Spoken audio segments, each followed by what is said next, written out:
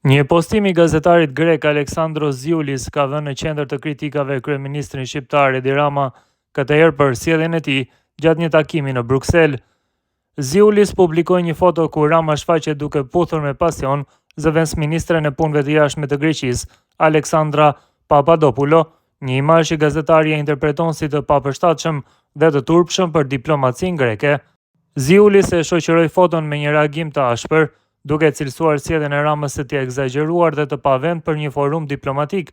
Gazetari grek e përdori këtë rast edhe për të kritikuar marrëdhënien ndërkombëtare të Edi Ramës, duke përmendur figura të huaja që ai shprehet se kryeministri shqiptar i ka afruar për të mbajtur në pushtet, sipas grekëve, regjimin e tij të drogës.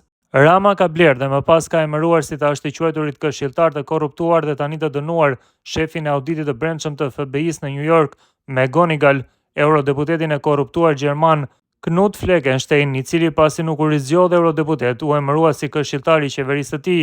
Ai ka bashkëpunëtor edhe ish deputetin e Merkel Mark Hauptmann, britanikun e famshëm Tony Blair, i korruptuari dhe i krimit të organizuar i shefi i shërbimit sekret të Romanisë Florian Koldea e shumë të tjerë, shprehet më tej gazetari grek. Në komentin e tij, Ziulis shkon deri aty sa paralajmëron se nuk do të befasohej nëse Papadopoulo do të shfaqej një ditë në listën e këshilltarëve të Ramës, duke cilësuar këtë si rrezik për imazhin e qeverisë Mitsotakis. Sipas tij, Greqia duhet të jetë më e kujdesshme për të mos u asociuar me sjellje që kanë karakter jo profesional dhe përplasës.